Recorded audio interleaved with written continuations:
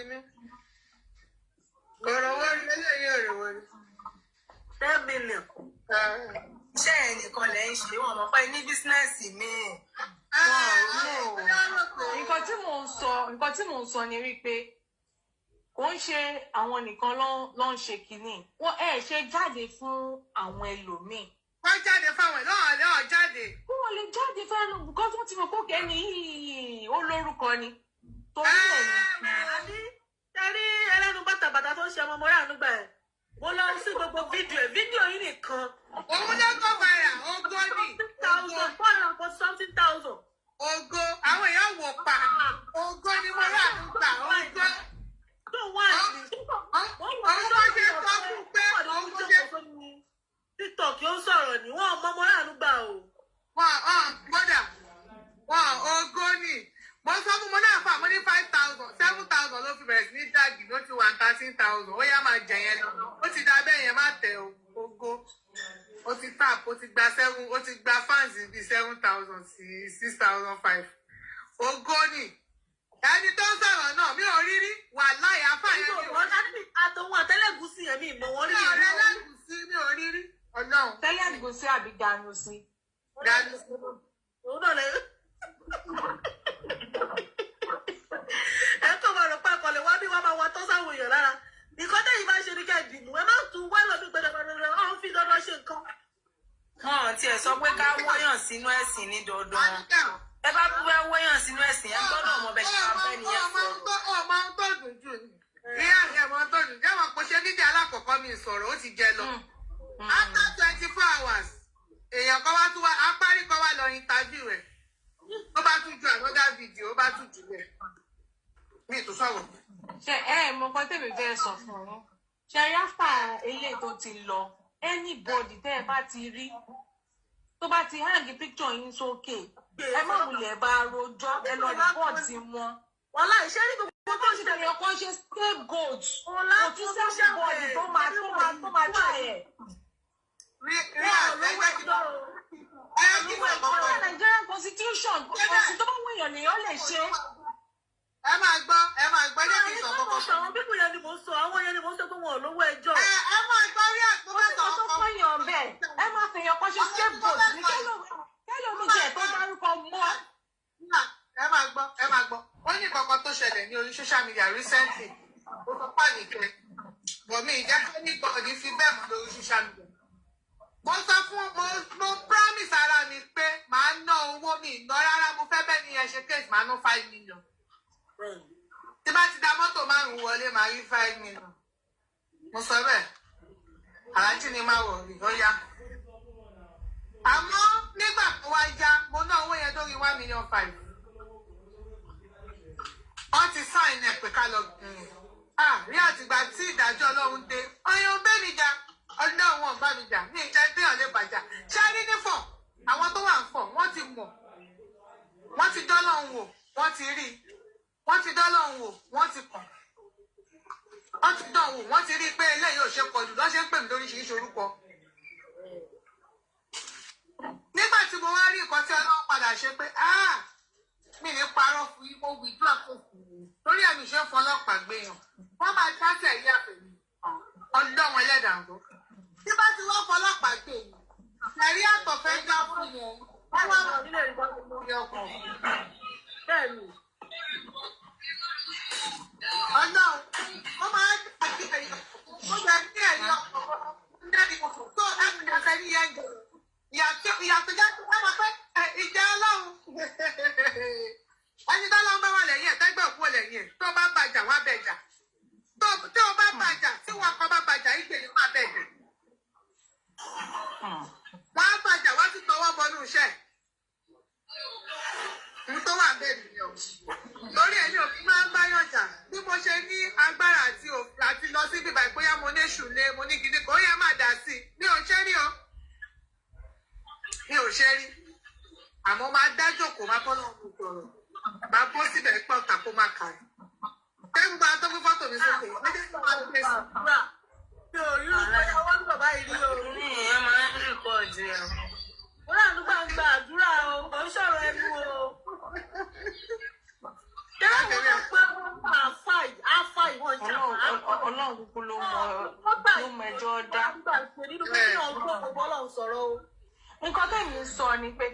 àwọn kan post kọ̀ọ̀kan wọn nǹkan tí mo sọ ní post èmi tó wá rí kò sẹ́nìbọ̀dì nínú gbogbo abá yìí tó yẹ pé ẹ máa wá ìdí ẹ̀ tó yẹ pé ẹ ní bọ́ǹ kankan. níbi ní sọ̀rọ̀ yẹn tẹ̀. èèyàn kan wà ní fọ̀ì mi ní sọ bẹ́ẹ̀ ni yẹn ṣe àáfàá ni ó máa ń wà ní Facebook wọ́n bá gbé microphone lórí Facebook báyìí wọ́n ní alákìní ẹ bá mi mute ẹ máa mute wọ́n ní alákìní fọmùsẹ́ fálẹ́ amúsílámù sẹ́lẹ̀ fúnfà ó bá ṣàdúrà tán wọ́n wá padà wá sọ fún mi pé nígbà mo lọ hajj tí mo dé ó ní àrájà ẹ ti lọ hajj ẹ ti dé òun níbẹ̀ ni gbogbo kíní yín tẹ́ kó kalẹ̀ tẹ́ ń pè ẹ dànù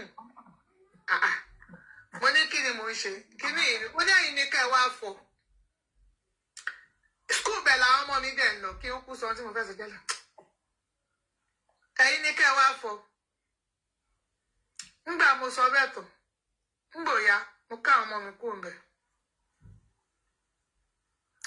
ṣé rí kọ́lé ẹlẹ́dàá kó ṣàánú èèyàn ẹ̀yin tí kọ̀rọ̀ yín ò pè ẹ̀yin tí kọ̀rọ̀ yín tí kò pè kọ̀rọ̀ wọn dọ̀tí pátápátá ẹ̀yin tẹ́ ẹ nífá tẹ́ ẹ tẹ́fá tẹ́ ẹ wá ní kémi fọ́ kò kọ ẹgbẹ́ tèmi ìwọ ni kò wá fọ́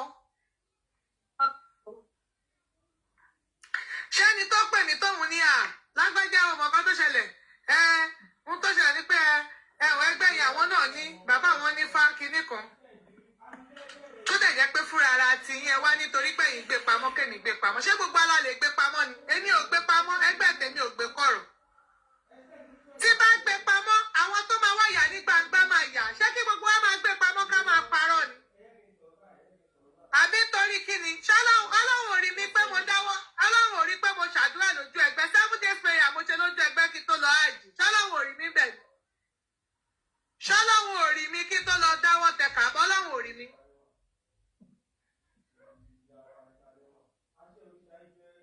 Ẹ̀kálẹ̀ OMS.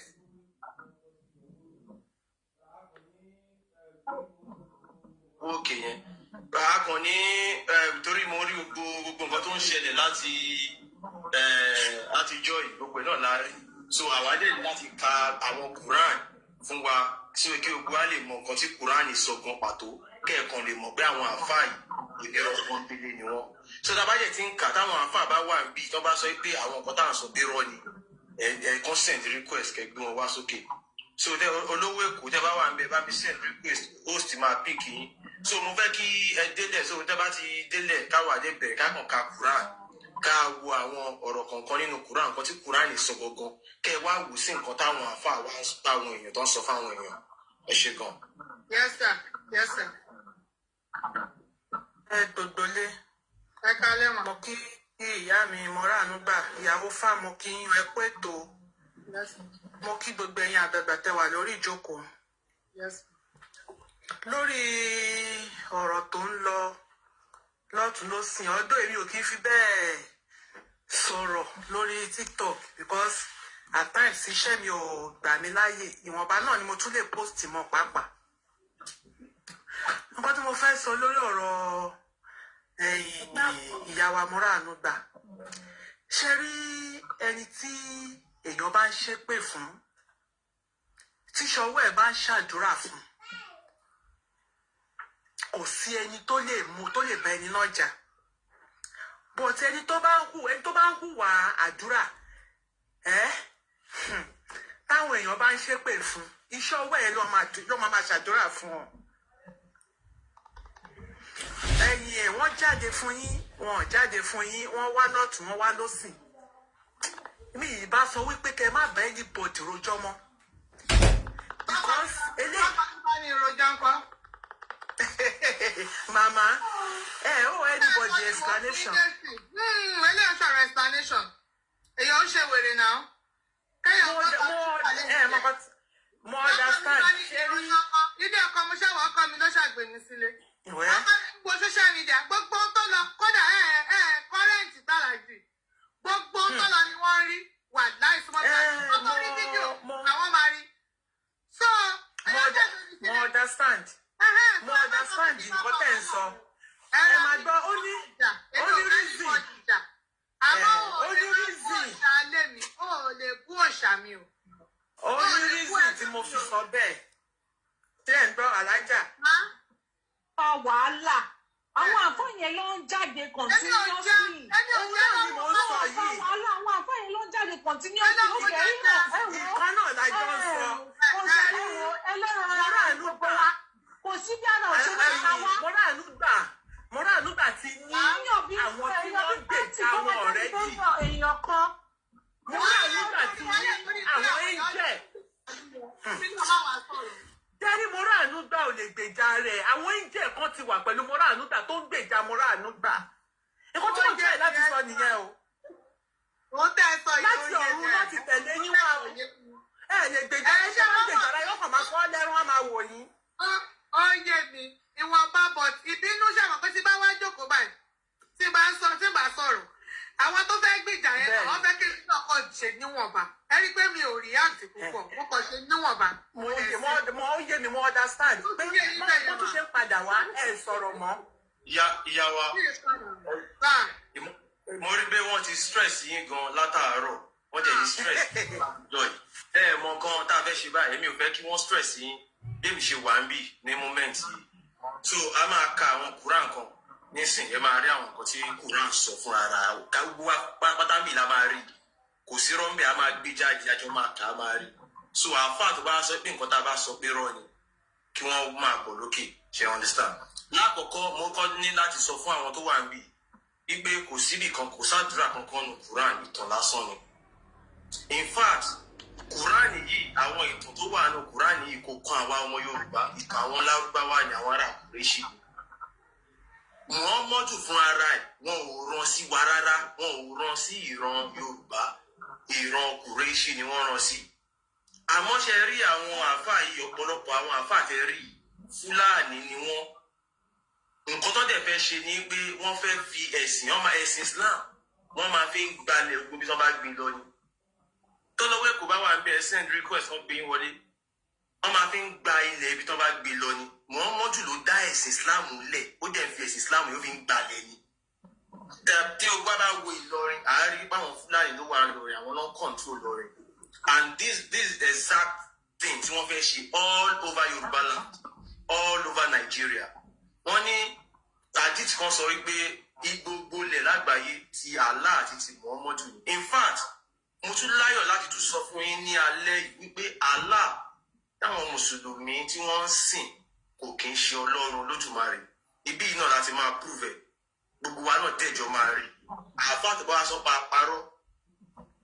Àwa méjì bóyá èmi àtolówó Èkó ó ti tó kẹ àwọn àáfàá yẹn lè tó mẹ́rin kẹ gbé wọn wá sókè. So mo ń try láti tolówó Èkó bá wà ń bẹ̀ bí a kẹ send request. Mo mọ̀ pé àwọn ọ̀rọ̀ yìí ó máa rí bákanbákan lára ọ̀pọ̀lọpọ̀ èèyàn tó jẹ́ mùsùlùmí. Èmi tí mò ń sọ̀rọ̀ yìí náà mùsùlùmí lèmi náà tẹ́lẹ̀. So ẹ̀sìn Islam yìí wọ́n wá fi fa owó aago wa sẹ́yìn nílẹ̀ Yorùbá yìí. Mo ráwọn apá yẹn bọ́ ṣe ń ṣe bọ́ ṣe ń pariwo. Ẹ ní right láti wọ aṣọ tó bá wù yín. Ẹ jẹ́ ìyá wa mú ìbátẹ́lẹ̀ bá wa mute. Ẹ ní right. Kò sáriwo lọ́dọ̀ mi sọ̀rọ̀ rárá. Ẹ gbọ́ ṣé ó ẹ kò ní. So ẹ ní right láti wọ aṣọ tó bá wù yín. Aṣọ Lárúbáwá ni. Ẹ lè dress bí ọmọ Chinese, ẹ lè dress bí ọmọ Pakistan, aṣọ wọn ni. So èèyàn ẹ lè àbáyà darí aṣọ àwọn Lárúbáwá ni nàbó ṣaṣọ wa náà. So àwọn òyìnbó náà àwọn náà lè wọ aṣọ wa. Àmọ́ àwọn ẹni yìí wọ́n ti fẹ́ personalize religion yẹn torí nǹkan tó fẹ́ fi ṣe. In fact, wọ́n tún máa ń sọ yìí pé àwa Yorùbá à ń bọ̀rìṣà. Wọ́n tún láyọ̀ láti sọ fún yín báwọn mùsùlùmí náà Allah tí wọ́n ń worship ni kò kí ń ṣe Ọlọ́run Olódùmarè. Allah náà dàbí ṣìgìdì tí wọ́n ti ń jọ́sìn fún. Kí Islam tó bẹ̀rẹ̀ wọ́n ti ń jọ́sìn fún. Allah ti exist kí Islam tó bẹ̀rẹ̀. Òun ni wọ́n fi sọ orúkọ bàbá ànábì ní Abdullah. Abdullah wọ́n ti ń jẹ Islam ò dẹ̀ ti bẹ̀rẹ̀. Islam bẹ̀rẹ̀ nígbà tí Muhammad gbé 40 years. So Allah wá ni wọ́n fi sọ orúkọ bàbá ànábì. Kàbá àwọn ẹlẹ́bọ ló kọ. In fact, níbí ìlálẹ́ yìí mo fẹ́ kí àwọn èèyàn kan power tap dáadáa, ẹ jọ̀ọ́ ẹ bá wa power tap dáadáa. Reason ni pé àwọn ọ̀pọ̀lọpọ̀ àfà wọn á lè wá síbí, wọn á lè wá já irọ́ wa dábàá parọ́ bí. ìrun tí à ń kí àwọn ẹlẹ́bọ Saudi ló ń kírun, ààwẹ̀ àwọn ẹlẹ́bọ ló ń gbààwẹ̀, everything gbogbo pẹ̀sì Islam pátá àwọn ẹlẹ́bọ ni. So àwọn ẹni yìí wọ́n fẹ́ push gbogbo wọ́n fẹ́ fi ẹ̀sìn yẹn wọ́n fẹ́ fi gba ilẹ̀. So for them to do that wọ́n ní láti kọ́kọ́ gba tọwọ́ wa, wọ́n á fi ẹ̀sìn yẹn sọ wá di kòròfo. Wọ́n máa sọ fún yín pé ẹ má ṣiṣẹ́ ṣe, ẹ má sìn gbẹ́rẹ́, ẹ má jáse jẹ́, kò jẹ́ síbi kankan ní Quran tẹ́ lè kà tó lè fún yín níṣọ́ kankan. Mo sọ ń bí irọ́ lásán yìí o. Muhammadu májèlé ló pa náà. Àwọn àfáà ìjẹ́ ti gbọ́ rí àwọn àfáà sọ. Síbi kan bá wà ní Quran tí Muhammadu lè kà gbogbo kúlíwà láwùgbẹ́ kúlẹ̀ àwùjọ bìrà bálákì gbogbo kíni kí ló dé tí Muhammadu kà sí májèlé fi pa. Muhammadu fún ara rẹ̀ kò rà láàrin ìmísí lásán ló ń rí. A kò sọ pé òun rí kíní kan tó ń bóun sọ̀rọ̀. So mo fẹ́ kí a bẹ̀rẹ̀ sí bóyá gbà tí olówó èkó ti wà nílé. So ká bẹ̀rẹ̀ sí. So olówó èkó ẹjọ́ tán Mike. Olówó èkó ẹ̀tọ́ Mike. Ayọ̀ mi kọ́ Ṣé àgbọ̀ mi báyìí? À ń gbọ́. So ẹ jẹ́ ká kọ́ ẹ ṣe mà. Nǹkan táwọn àfọ́ nǹkan tó fẹ́ nìyẹn tó fẹ́ bá wọn tùtùkùtù wọn bá wọn kú. Ìyá wa ìtukùtù kọ́ alẹ́ rí nǹkan tá a bá sọ mọ́. No, mi sọ pé ẹ̀ tùtùkùtù kọ́ ọ láì kó máa bá wọn gbé reality wọn jáde ni mò ń sọ mi ní tùtùkùtù kọ́ ọ. Kó máa gbé reality yẹn kó máa gbé jáde síta fáwọn èèyàn kó lè rí nǹkan tó ń jà láti mọ̀. ẹ jọ ẹgbẹ́ mi sí ẹgbẹ́. Onídìí wọ́n ti tún di tiwọn báyìí. Àwọn ọlọ́gbọ̀n ẹ̀sìn ló máa tó di onídìí. Wọ́n ti tún di tiwọn báyìí. Mo kọ́kọ́ fẹ́ bẹ̀rẹ̀ láti Fátíà torí wọ́n máa sọ pé ní orúkọ Aláwù ọba àjọkẹ́ ayé ọba àṣàkẹ́ irọ́ lásán ni. Allah kò kí n ṣe àjọkẹ́ ayé ìpìlẹ̀ kí n ṣe àṣàkẹ́ ọ̀rọ̀. Àmì ibí náà ni ogun a máa ti rí. A máa ṣí láwẹ́láwẹ́ àdìmá máa kà fún yín ẹ̀ẹ́dẹ̀ máa rí. So gbogbo àwọn nǹkan yẹn wọ́n ní láti lo àwọn èdè wa. Èèyàn tó wá ń jẹ́ tó jẹ́ irú Ọlọ́ládé mi àṣàkẹ́ kí lè tẹ̀ máa pè ní Ràmọ́nì. So irọ́ lásán ni ṣẹ́gẹ̀t. So ẹgbẹ́ mi sí big screen padà a fẹ́ kọ́ bẹ̀rẹ̀ láti Fátíà tá a bá kúrò Fátíà yìí. Ogún ti gbàdá tẹ. Tá a bá kúrò Fátíà yìí àá wá lọ ǹjẹ́ wọ́n rán Muhammadu sí wa gbogbo bí ìyájọ́ máa kà náà ni o. So Fátíà la kọ́ fẹ́ ká yìí. Fátíà tí àwọn mùsùlùmí máa ń kà wọ́n máa kà ní 17 times ẹlòmíì kò mọ̀ tún mọ́ ẹ̀ kò mọ̀ ìgbé nínú Fátíà àwọn tó ń ṣègbè fún Kìrìsìtẹ́nì àti Júù ni. Ẹlòmíì dẹ̀ ni tó jẹ́ Christian ló lọ sí Muslim school ó tún máa bá wọn ka Fátíà. So gbogbo kìíní ìrọ́ lásán ni kò kàn wá. Now Fátíà wọ́n ní Bismillahir Rahmanir Rahim in the name of Allah the most compassionate the most merciful. Àti aláàánú. Ìtumọ̀ ènìyàn kò ń ṣàjọ kí ayé àtàṣàkẹ́ ọ̀run aláàánú jùlọ aláàánú. All praise is for Allah, Lord of all worlds. Wọ́n ní gbogbo ọpẹ́ ni fún Allah o tó jẹ́ olúwa gbogbo ayé. The most compassionate, the most merciful. Aláàánú jùlọ àti aláàánú. Master of the day of judgment. Olùdájọ́ ọjọ́ ẹ̀san. You alone we worship and you alone we ask for help. Allah ìwọ nìkan ni wọ́n á jọ́sìn fún ọ̀dọ̀ ẹ ló ti máa béèrè oore. Guide us along the straight path. Tọ́ wa sí ojú ọ̀nà tààrà. The path of those you have blessed. Ọ̀nà wọn tó ràn lọ́wọ́. Not those you are displeased with or those who are astray. Kó má jẹ́ àwọn tí o ṣì lọ́nà àwọn Kìrìsìtẹ́nì àtàwọn Júù. Nǹkan tó wà níbí nìyẹn. Kó má jẹ́ ọ̀nà àwọn tó bínú sí àti àwọn tó ṣì lọ́nà ìyẹn àwọn Kìrìsìtẹ́nì àti àwọn Christian. Àwọn èèyàn dẹ̀ máa ṣe àmì ìpèdè ni wọ́n ṣe fún Christian bíi. Tẹ́ ẹ bá tún wá wo Fátíà yìí dáadáa rí wípé tẹ́ ẹ bá bí mùsùlùmí pé ká lọ sọ̀rọ̀ náà Kùránì àwọn sọ nípa Allah ni. Allah fúnra rẹ̀ ń béèrè fún ojú ọ̀nà bí kò tọ́ òun sójú ọ̀nà. So Islam àdádálẹ̀ Muhammadu ni Muhammadu gangan ni Allah. Now ibẹ̀ yẹn kọ́ là ń lọ. A máa tún kà fún yín bíi pé Muhammadu ó jalè ó dẹ̀ wà nù Kùránì ó wà nù Hadith. Muhammadu ó bòkú sùn ó wà nù Hadith a máa kà fún yín. So ó ní káwọn mùsùlùmí wọn lè bá ẹranko sùn a máa kà fún yín. So ibi ìyá máa kà ó gbẹnu tán lálẹ́ yìí. Now ǹjẹ́ wọ́n rán Muhammadu sí wa gangan? Àwọn afẹ́wọ̀n máa sọ pé wọ́n ibẹ̀ Muhammadu wọ́n ní wọ́n rán sí gbogbo ayé kó lè bá kó jẹ́ ìkẹ́ fún gbogbo ayé. Áyà yìí ni wọ́n máa gbé wá fún yín. Quran chapter 21 verse 107. Mo máa kà fún yín ká kọ́ lọ sí áyà yẹn ká bẹ̀rẹ̀ láti bẹ̀. Quran chapter 21 tó bá ta bá rí èèyàn kan tó ní pen tó fẹ́ máa kọ́lẹ̀ tẹ́yìn náà fẹ́ béèrè lọ́wọ́ àfáà kan tàbí tẹ́ bá ní àfáà kan ẹ lè send link sí wọn pé kọ́ máa bọ̀ pé àwọn kan wà ń bí yìí o wọ́n tú Quran ní tukutu kan wá gbé náà wojú ẹkùn bí. Now this is Quran chapter 21 Surah Al-Anbiya verse 107 nǹkan táwọn àfáà máa kà fún yín ni wọ́n á ní we have sent you, O Muhammad, only as a warner for the whole world. Kó o jẹ́ àánú fún gbogbo ayé. Ibi ìlànà máa kà fún yín. Now tẹ́ ẹ bá lọ ka next verse wọ́n ní nǹkan tó rán Muhammadu pé kó wá ṣe òun ni pé say what has been revealed to me is this: your God is only one God. Ó fi hàn ẹ́ lélẹ̀ pé Olúwa rẹ ẹyọ kan ni. Ẹjọ́ nílẹ̀ Yorùbá ṣé a pè Ọlọ́run Olódùmarè ṣàṣọ pé méjì? Ṣé a pè Ògún lọ́lọ́run? A ò pè Ògún lọ́lọ́run, a ò pè Ṣàngó lọ́lọ́run, a ò pè Ọbàtálá lọ́lọ́run, a ò pè nǹkan míì lọ́lọ́run Olódùmarè. Ọlọ́run náà ni Ọlọ́run Olódùmarè. Àwọn òrìṣà yìí Olódùmarè rán wọn sí wa ni ẹni òrìṣà dá ni wọn. A ò jẹ́ pé wọn lọ́lọ́run. Nǹkan tó fi tàn ọ̀pọ̀lọpọ̀ èèyàn sínú Islam nìyẹn. Now ṣé wá rí ibi tẹ́ bá lọ ka tẹ̀fsírì áyá yìí àwọn ọmọ Lárúbáwá ni Muhammadu ń bá sọ̀rọ̀ o. Igbe wọn rán mi sí gbogbo ayé tó wà bí gbogbo ayé àwọn Lárúbáwá ni o. Àwọn Yemen, Saudi Arabia, àwọn Arab Peninsula òun ni kò délẹ̀ Yorùbá. Muhammadu gan mọ ìran tó ń jẹ́ ìran Yorùbá. Kò sí ìtàn Yorùbá nínú Quran. So gbókínì torí pé wọ́n fẹ́ fi bà ayé wa wọ́n fẹ́ fi bàjẹ́ ni. Now ẹ wáyé ká tó wá lọ ka Quran chapter 14 verse 4 ibẹ̀ láti máa bẹ̀rẹ̀ straight. A ti yànnà náà bí ipe gbogbo ayé tó wà níbí gbogbo ayé àwọn Lárúbáwá ni. Àmọ́ àwọn àfà wọn ò ní sọ òdodo fáwọn èèyàn. Wọ́n á ní gbogbo ayé all over the world ni ó ti wà bẹ́ẹ̀ nìyẹn irọ́ gbogbo ayé Lárúbáwá ni. Torí pé Quran tó wá sọ ní Quran chapter 14 verse 4 ẹ máa gbọ́ nǹkan tó sọ. Ó ní we have not sent a messenger except in the language of his people. Tí yín o àyàfi òjíṣẹ́ tó máa jẹ́ eléèdè yín bẹ́ẹ̀ ṣe jọ́mọ Yorùbá yìí wọn ò ní rán ọmọ Chinese àbáràbù sí yín wọ́n máa rán ọmọ Yorùbá tó sọ èdè yín sí yín. To clarify the message for them. Kó lè jẹ́ iṣẹ́ náà fún yín kó yé yín dáadáa.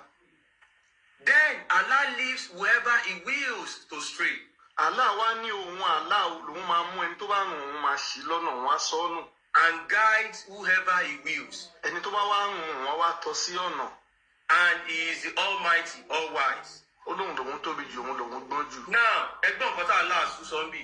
Òun ò ní rán òjíṣẹ́ àwọn òjíṣẹ́ tóun bá máa rán òjíṣẹ́ tóun bá máa rán sí. Bàbá ẹni kúrò àjẹbí sẹ́kì bèrè kò pẹ́ tó fọ́dà mọ̀. Ẹni ẹni bèrè tó. Ṣé ìtumọ̀ tẹ́yìn kà fún wa yìí? Kí ló dé táwọn àfọ̀ ò ka ìtumọ̀ ilé? Because ó ti ń dàrú báyìí o. Ọ̀tọ̀ ní nǹkan mi tó ń tú fún wa o. Ẹ jẹ́ kí n ṣàlàyé fún yín. Ìdí tí àwọn àfáà òfin ní sọ kínní fún yín ni pé àwọn ọ̀pọ̀lọpọ̀ àwọn àfáà tẹ̀rí yẹn one Fúlàní ni wọn nọ́mbà two wọn ò níṣẹ́ ìdí kínní iná ti ń jẹ. Ṣé wàá rí bí wọ́n ṣe ń jẹ nídìí kínní ìbọn tí wọ́n ṣe níṣẹ́ yẹn? Wọ́n ti mislead àwọn ọmọ Yorùbá débi pé wọ́n ti bà ayé ọ̀pọ̀lọpọ̀ ọmọ Yorùbá jẹ́. Ẹlòmíì nǹkan ìdílé bóyá nǹkan tó ń ṣe ń díẹ̀ ló yẹ kó máa ṣe. Àwọn àfáà máa ṣáà lu scope wọn yà sọ pé Ìsìláàmù yẹn lọ́nà sẹ́ẹ̀. Islam yẹn in fact níbi ìyá máa tún jẹ́ kẹ́ ẹ mọ̀ pé ẹni tó bá tún jẹ́ mùsùlùmí according to the Quran and Hadith ó máa jóná bọ̀ àwọn àfáà ò ní sọ fún yín wọ́n á ní tẹ́ bá ti ṣe Islam yẹn ní wọná irọ́ lásán ni everybody tó bá ṣe Islam ó máa jóná àmọ́ nílẹ̀ Yorùbá kò sí nǹkan tó ń jẹ́ náà Ọlọ́run Olódùmarè ò dáná kankan tó fẹ́ fi sun wá kò jẹ́ àsun ìfẹ́ lọ́lọ́run Olódùmarè so ẹ jẹ́ ká continue ibi tí a kà ń sìn mo rò bóyá gbogbo wa ẹ máa gbọ́ o pé òjíṣẹ́ tóun bá máa rán sí yín ó máa jẹ́ òjíṣẹ́ tó sọ èdè ẹnu yín wọn ò ní rán ọmọ Lárúbáwá sí ọmọ Yorùbá wọn ò ní tẹ́rí Ọlọ́run in fact common sense ni wọ́n náà mọ̀ pé Ọlọ́run ọba elétò ni báwo ni Ọlọ́run ṣe máa rán ọmọ Lárúbáwá sí mi tí mi ò dẹ̀ gbọ́ Lárúbáwá tó bá ń bá mi sọ̀rọ̀ mi ò lè gbọ́ náà kò dẹ̀ síbi kankan nù Kùránì tó sọ pé kẹ́ ẹ lọ kọ́ Lárúbáwá so nísìn irọ́ lásán níbẹ̀ yẹn wọ́n sọ gbogbo àwọn nǹkan yẹn láti fi bà ayé wa jẹ́ ni ẹ tí wàá gbọ́ nǹkan tí ṣé àwọn àwọn àyà tí mò ń ka ìta bá kà fún yín Lárúbáwá àmì náà máa ṣe mo sọ fún yín pé ìtàn lásán ni Kùránì ìtàn jàpá àti yanrin gbogbo kí wá jẹ́ kí ẹ ká lọ sí síláàfù yá sí ẹ̀sùn wa mo fẹ́ mú fìdí ẹ̀ múlẹ̀ dáadáa fún yín wípé sẹ́ẹ̀ wọn ò rán Muhammadu sí wa ikọ́ mu kàyẹn o Suratu Yasin Quran chapter 36 ẹ máa gbọ́ o Yasin olówó kò yá Yasin yẹn ò ní ìtumọ̀ irú ẹ̀yìn tó bá dẹ́kú dáfà kan bá lọ ka Yasin fún ẹ wá sọ owó fún gbogbo Yasin délẹ̀ ìtàn burúkú ìtàn lásán ni story ló wà mẹ́yìn èyí tẹ́ ẹ máa ṣe àmì Allah irọ́ lásán ni ẹ máa gbọ́ ó tẹ̀síwájú ó ní by the Quran rich in wisdom. wọ́n ní Kùránì ó kún fún ọgbọ́n àti mọ̀. irọ́ lásán ni gbogbo ẹ̀ máa irọ́ lásán. ẹ máa gbọ́ by the Quran rich in wisdom. wọ́n ní Kùránì kún fún ọgbọ́n ìmọ̀. You, O prophet, are truly one of the messengers. ìwọ Muhammadu ó jọ́ kan lára àwọn òjíṣẹ́ o. Upon the straight path. ní ojú ọ̀nà tààrà. This is a revelation from the Almighty, most merciful.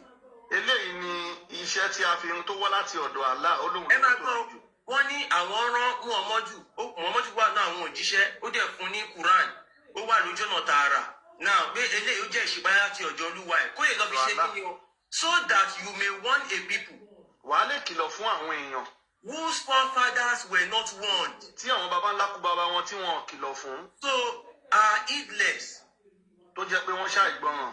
now tẹ́ bá rí bí mo máa gbé tàfsírì bí wá fún yín pé wọ́n rán Muhammadu sí àwọn èèyàn kan tó jẹ́ pé wọn ò rán òjíṣẹ́ sí wọn pé kó òjíṣẹ́ sáwọn baba ńlá wọn kó lọ ṣe ìkìlọ̀ fáwọn baba ńlá wọn nílẹ̀ Yorùbá àwa náà á ní òjíṣẹ́ dọ̀dọ̀ tiwa tó sọ èdè ẹnu wa kò kí ń ṣe Muhammadu lọ́rọ́ sí wa ẹ wá jẹ́ ká wo nǹkan tí àyà yìí sọ Quran chapter 36 verse 6 mo fẹ́ gbé tàfsírì ẹ̀ jáde ìṣẹ́rí tẹ bá ka àyà kan nínú Quran tí ó bá yé yín tàfsírì ni ó máa ń ṣàlàyé dáadáa ẹ lè mọ̀ pé kíni ń sọ kò dìgbà ẹ má dúró de àáfà torí àwọn àáfà wọn máa parọ́ lásán ni. tó lè wọlé wọn lè wá kájọ. ẹ wò láàfà bá ti wá sálẹ̀ space méjì wà ẹgbẹ́ wọn wọlé ẹ máa gbọ́ wọ́n ní that. àwọn wá sọ pé rán ni káfà àfà. ẹ̀kọ́ wa ẹ̀kọ́ fẹ́ wá kọ́ wá àáfà tó bá sọ pé rọ́là ń pa tó ṣe láì. àwa wà nílẹ̀ pẹ̀lẹ́ rí ni. ẹ máa gbọ́ ó ní that though may warn by the means of the Quran. àwọn tí wọ́n ní kọ́ kìlọ̀ fún pẹ̀lú Kùránì o. that is the Quraysh. àwọn ìran Kùrẹ́ṣí àwọn Kùrẹ́ṣí.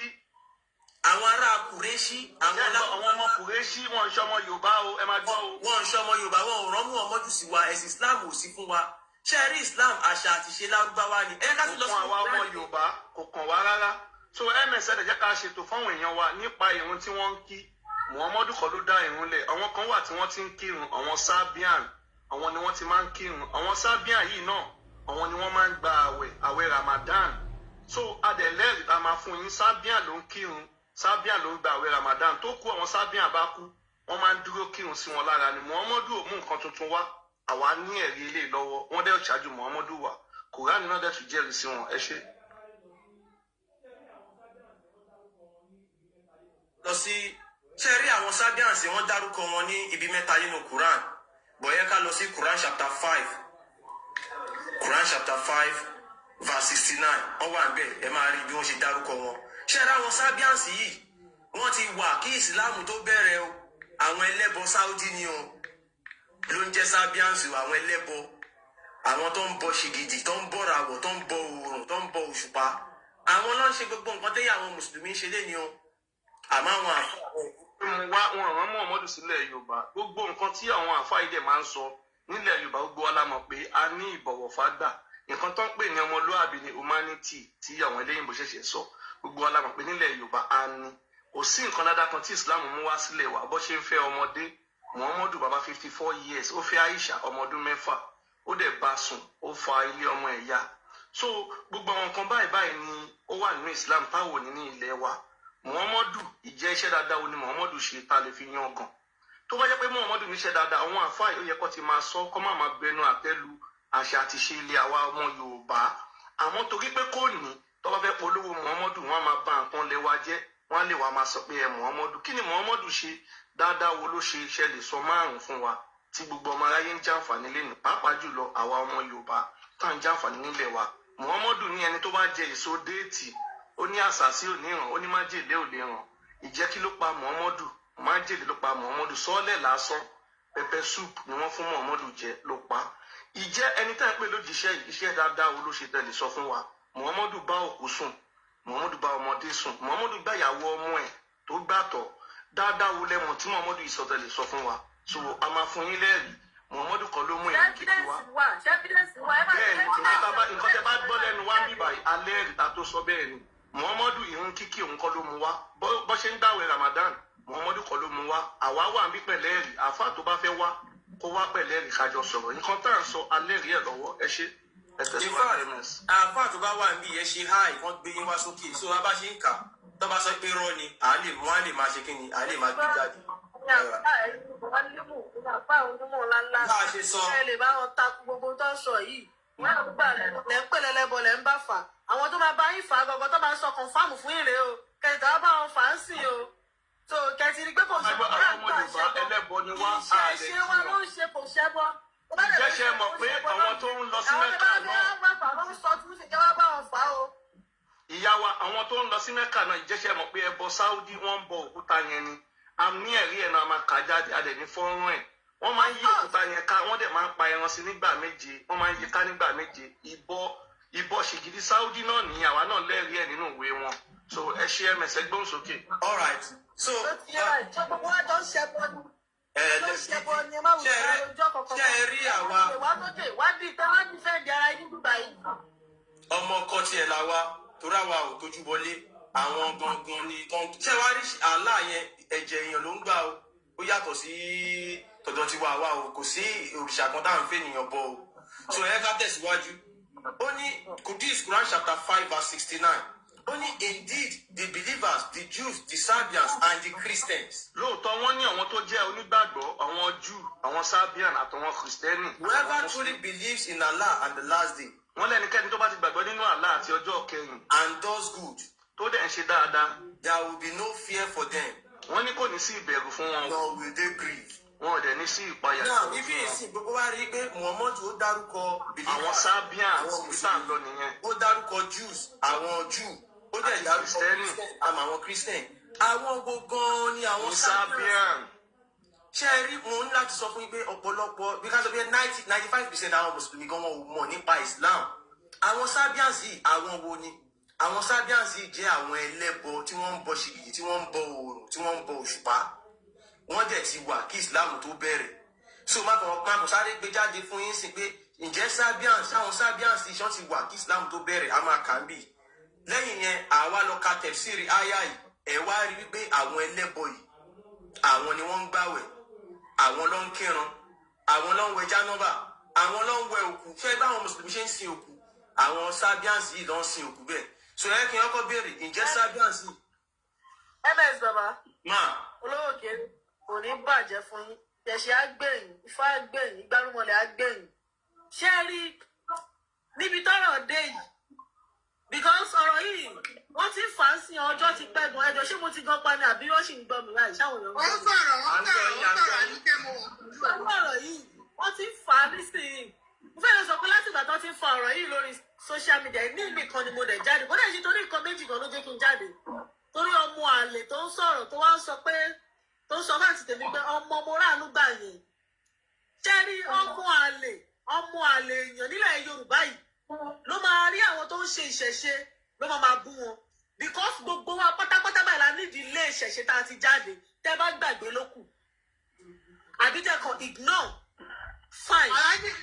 Wọ́n ní rí àwọn tó ń ṣe ìṣẹ̀ṣe yìí. Wọ́n máa pè wọ́n lọ́mọ Yorùbá. Alájí ni bàbá pè wọ́n lọ́mọ Yorùbá. Fúlàní ni wọ́n. Alájí ni bàbá pè wọ́n lọ́mọ Yorùbá. Fúlàní ni wọ́n. Fúlàní mo ti gbọ́ dádì mi Fúlàní ni wọ́n. Yes. Ṣé wá rí àwọn Fúlàní ọmọ ẹrú yìí tó wọ́n sọ̀rọ̀ pé kinní kan ṣe kinní kan igbá kan ẹ̀sìn kan ló ṣe àgbàdo kan ẹ̀sìn kan ló ṣe. Wọ́n lójú orí wọn nílé bàbá wọn nílé ìyá o. Wọn nílé ìyá. Olóńkà síta tá à ń gbọ́ yìí o. Fúlàní máa ń bẹ̀rù sí. Wọ́n ní irọ́ ló wà ń bẹ̀rù. Èmi ò bá yín rojọ́, èmi ò bá yín sọ anything o. Sí bẹ́ẹ̀mi ṣe wà jagunjagun ni wá wò ó jagunjagun gidi ni òun fọ́fẹ́ ní ogun. Yẹn tún wá lọ sẹ́gbẹ̀ẹ́ kan. Babaláwo ni mo fẹ́, mo gbé síta mo jẹ́ kó yé gbogbo yín. àyàfà tí wọ́n gbé sí àgọ́ babaláwo mo fẹ́ kí ó máa ríǹgì lóṣù yín ni pé mi ìrọ́jú ìfá gbé ẹ̀ ní wáìtì. ní òòrùn yín ọgbọ́pọ̀lọ ọmọ yẹn dájú gbogbo tẹ́ ń sọ fún wa ẹ̀sìn tẹ́ tún fi wàhálà dààmú tẹ́ tún fi sọ fún wa wípé ẹ̀ka máa ṣe ní dandan kí ni kan wàhálà àti ìdààmú tẹ́ tún fẹ́ fi gbé àwọn èèyàn síbẹ̀ tẹ́ tún bá àwọn èèyàn jà àwọn gbé yín réná ẹ̀dí ẹ̀sìn yín mú káwọn oníṣẹ̀ṣe náà ká di ṣẹ̀ṣe wa ìránṣẹ́ kan ìtẹ́mi fẹ́ gba yín fà nìyẹn kò gbọ́dọ̀ máa dín ìránṣẹ́ kan lọ́wọ́ ẹ ṣe ti yín káwọn náà máa ṣe tiwa kò ní ìdí pé kẹ́ máa criticize àwọn èèyàn gbogbo dẹ́ ń kà fún wa wọ́n lè pè ní fatia bá ń kà fún síra wa lórí mọ iye fatia tí mo ti kà láàárọ̀ yìí ní ò ṣe iṣu nà máa lọ máa tún ọ̀rọ̀ mi gbọ́ yé dáadáa. all right ẹ ṣe mọ. ẹ wá sọ ẹ sọ fún àwọn àfáà yín kan fi mọ́ra àánú gbà sílẹ̀ àjẹ́bẹ̀ máa sọ́dọ̀gùn o ṣẹ́ni gbogbo kìíní èmi náà mọ́ ms bàbá mo ń bọ̀ wá kọ́ṣẹ́ o ìtumọ̀ yẹn máa farabalẹ̀ wá kọ́ mo dẹ̀ máa mọ̀ ẹni tó bá jẹ́ ọmọ Yorùbá dáadáa àpọ́nlé máa wà lára ẹ̀ ẹranko kò ní ṣaláì máa wù ẹranko kò ní ṣaláì máa wù ẹranko ọmọ Yorùbá àpọ́nlé Yorùbá máa wà lára ẹ̀ ẹni tó bá bí dáadáa tóun náà tún rẹ̀ bí kó o tó lè sọ pé mo fẹ́ bá ta wá wọ́yàn nítorí pé kinní kan pẹ̀lẹ́pẹ̀lẹ́ ló máa fi ṣe àmọ́ ẹranko ó máa ṣe ní bàbá ní kíní ìwà ẹranko ni ọmọ Fúlàní ẹranko ìwà ẹranko ló máa wù. tó ọ̀rọ̀ dẹ̀ lè mú ẹ̀rù ní ìdílé ọmọ ékeré mi ò ṣe bébì. mi ò ṣe bébì mi ò ṣe ọmọ ékeré. tọ́lá tí wá jẹ́ ohun tẹ́ fẹ́ ṣe nìyẹn ọmọ ẹbí pé ṣé mò ń polówó ìsìláàmù ni àbí mò ń polówó kíni. ó lè ní kí má ṣòro lé mi. kákújọ máa fà á já báyìí. ó lè ní kí má ṣòro lé mi. torí pé àwọn ẹbí ọkọ mi wọ́n lè máa wò mí àwọn àbúrò mi máa ṣe ní ṣètè wọ́n lè máa wò mí àwọn ẹ̀gbọ́n mi ò lè máa wò mí ṣé mò ń gbowó lọ́wọ́ yín ni tọ́mọ Fúlàní máa fọ́ alẹ̀ mẹ́mi máa fọ́ alẹ̀ fẹ́mi ẹ̀ fi Islam. èyí tó ń mú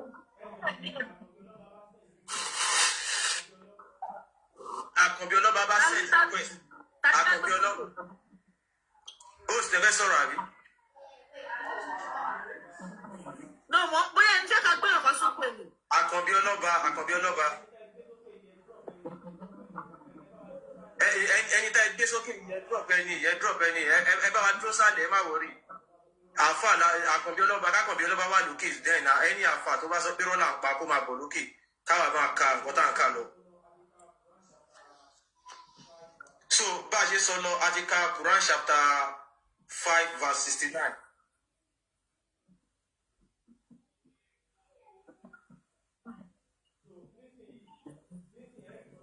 tó ń kírun wọn wà. So nísìnyí ẹ rí nǹkan tí wọ́n kọ́ lọ tẹ̀ ṣe rí àwọn tí wọ́n dárúkọ ń bẹ̀ yẹn àwọn Sabians yẹn ìyá wa ṣọ́dọ̀ host ló ń pariwo ní nǹkan ẹ kò so àwọn Sabians tí mo dárúkọ yẹn ẹ̀yìn tẹ̀ sí Google pé kí Islam tó bẹ̀rẹ̀ ṣé àwọn Sabians yẹn ṣé wọ́n ti wà òun ni mo tẹ̀ síbẹ̀ pé does the Sabians existed before Islam ó ní yes the Sabians existed before Islam. Wọ́n ní the Quran mentions them as one of the people of the book. Quran dárúkọ wọn pé wọ́n jẹ́ ọ̀kan lára àwọn tí wọ́n níwèé àwọn. Alongside the Jews and the Christians. Wọ́n wà pẹ̀lú àwọn Jew àtàwọn Kristẹni. Indicating their presence before the rise of Islam. Wọ́n ti wà tí Islam tó bẹ̀rẹ̀ rárá. Now àwọn Sabians yìí wọ́n ti wà kí Islam tó bẹ̀rẹ̀.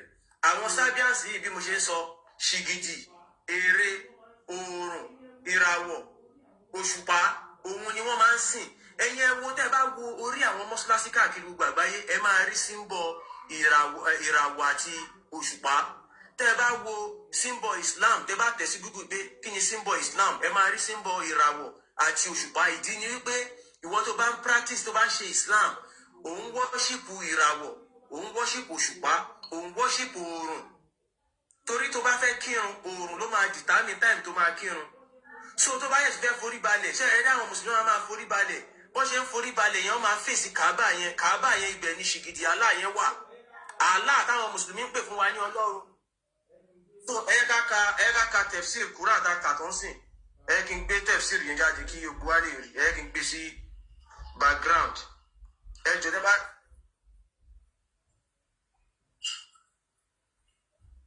fún wa obìnrin ò ní èrè kankan nínú Islam. Ní àwọn Muslim ní àlùjọ náà àwọn ọkùnrin máa gba obìnrin 72 kí ni obìnrin máa gbà. So kẹkàn lọ mọ̀ dájúdájú nǹkan tẹ́ ìṣẹ̀lẹ̀ bí ẹgbẹ́ òkùnkùn ni. So ẹgbẹ́ sókè MS. all right. Tafsir Ibn Kathir of Quran chapter 5 verse 69. Òun la fẹ́ ká ìtẹ́ bá wókè yẹn máa rí. Only from the Jews and the Christians. Látọ̀dọ̀ wọn Júù àtàwọn Kristẹni. Al-Azan and Al-Akam said. Al-Azam àti Al-Akam wọ́n wí pé. They are like the Magians. Wọ́n ní wọ́n dàbí Magian ni o. Katada said. Katada wí pé. They are a people who worship angels. Wọ́n ní àwọn kan wà tí wọ́n máa ń sin àwọn màláíkà o. And they pray in a direction other than the Qibla.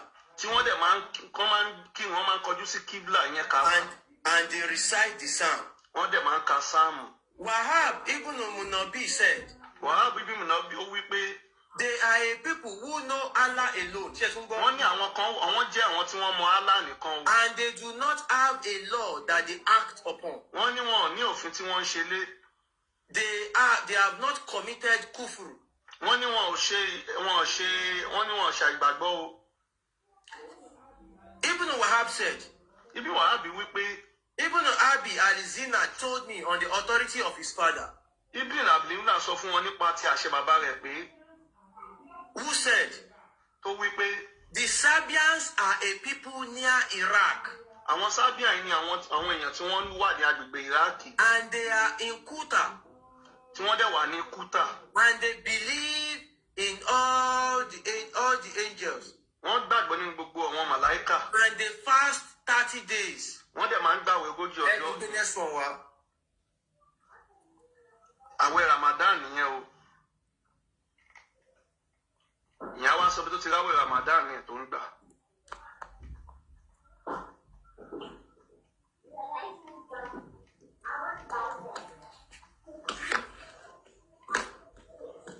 Yeah.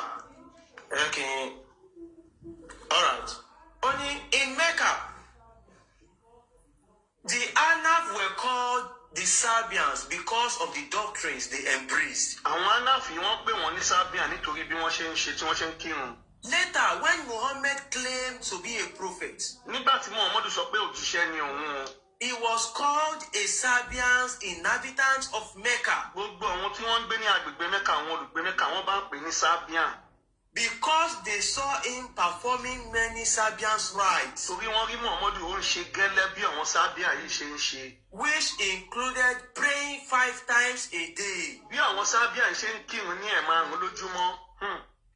Performing several movements in prayer. Gbogbo bí wọ́n ṣe máa ń rùkú tó máa ń sùdó tó máa ń ṣe yẹn gẹ́lẹ́. That were identical with the Magians. Tó jẹ́ pé wọ́n mọ̀ wọ́n sí Magian.